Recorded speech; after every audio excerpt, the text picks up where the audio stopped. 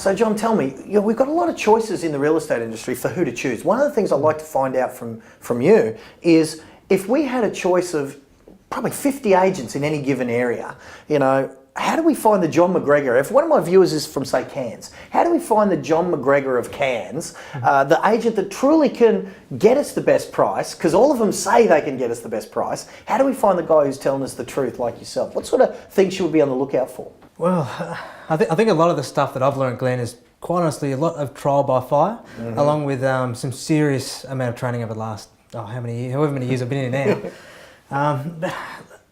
To me, if I was looking for an agent, I reckon the first thing that I would want to look for is enthusiasm, hands down. Because even if I was not excited about my property anymore, regardless of the circumstances, it might be good, it might be bad, I'd want to know that they can somehow dig into an element of passion that they can transfer onto the buyers, on my behalf, that I might not even be able to do, right? Because they might find something in there that I'm not even attached to my property anymore. And that's the thing, if they're excited by it, the buyer feels that, and they're excited by it as well. So certainly the enthusiasm would be important. What else? Is there anything we should be on the lookout for? Say we went and did a secret shop and we went through the agents. What should we be on the lookout for while we're checking them out, pretending to be a buyer? We've got an enthusiastic one. What else should we be checking for? Well, another thing that comes to mind is I'd want an honest agent. Because there's two ways you can go about it, because in the end, I'd want them to tell me what I need to hear, not what I want to hear.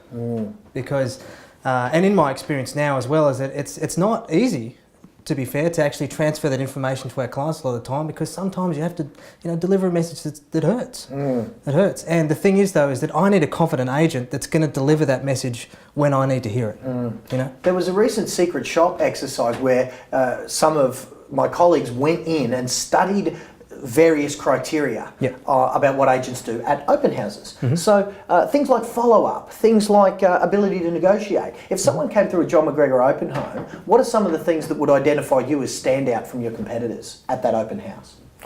Look, one of the things that we like to do, first off, at our open homes, you'll never see just me. There's always me and another team member, because we like to be able to create an exciting environment for buyers, because we also too want to give them plenty of space to answer any questions that they may have.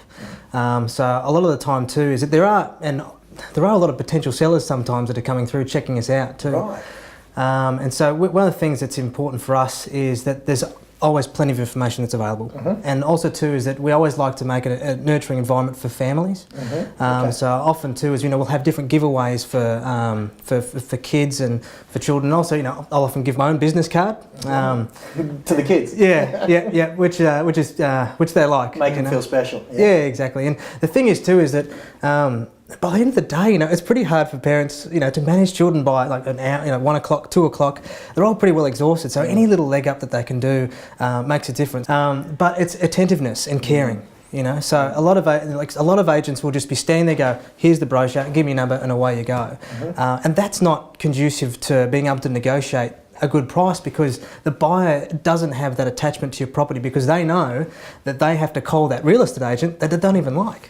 Well, on the subject of calling, on that secret shop study, we found that it was reported back, 109 out of 150 that they studied, randomly chosen, they made no attempt to follow up whatsoever. There was no calling going on. What sort of follow-up should we be expecting if we were going to go through a great real estate agent's, and do what you're saying? You're saying before, sellers are coming through kind of having a bit of a look. So if those sellers were coming through one of your open homes, because we know that you're doing some great stuff in your area, what sort of follow-up time? How quickly should we expect?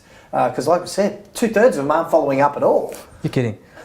Yeah, right. Well, that's quite surprising actually, Glenn. I would have thought that most agents would be doing better than that. Well, for me, if I was looking to buy, I'd expect a call back the same day. Okay. After an open home, absolutely. So John McGregor, you've got you and your team. You guys follow up the same day with a phone call. That's right. Yeah. Okay. So and immediately after the open home, they get sent out a text message just as a thank you for coming through, and also to if they have any questions, please feel free to contact our team, and then they can expect a phone call that afternoon, and then again, if we haven't been able to reach them, we'll call them on Sunday as well. Okay. So again, and that's on behalf of my sellers. These are the things we want to know. That when we go and visit an open, we know that if we get contacted once, twice, maybe a couple of times in those next few days, it's probably a good indicator that we're dealing with someone like yourself who can get the job done.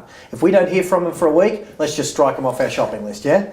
I guess in the end, Glenn, if I was looking to sell my property, above all else, the one thing that I'd be looking for is experience based on results, and I'd ask them to prove it as well. But not just in the traditional sense where they've just got, like, I sold that, and then they've got a bunch of testimonials with the initials PJ on it. Right. So what sort of proof then? What are we looking for? Well, I'd be looking for testimonials, but specifically video testimonials. Okay. So where they've got their seller actually telling us their story on what they did for them. And also I'd ask for two things as well. I'd also ask if I could get some numbers of people that I could call about their experience. Not only if they're obviously they're good examples, but I'd like to speak with their current clients that they're actually got properties on the market for themselves.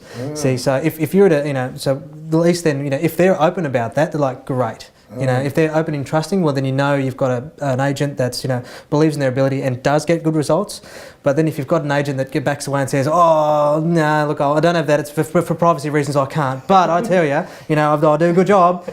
I'd be starting to ask questions, and that's what those three things are what I'd be looking for in an agent. A lot of them say, "Mate, I will negotiate for you. I'll get the best price. I'll get the best price, best price." Right? But I would ask them, how are they going to do that? Can they role play with me? Can they give me, demonstrate through stories and actually interact with me in a way that, I can trust and they can prove how exactly they're going to make that happen?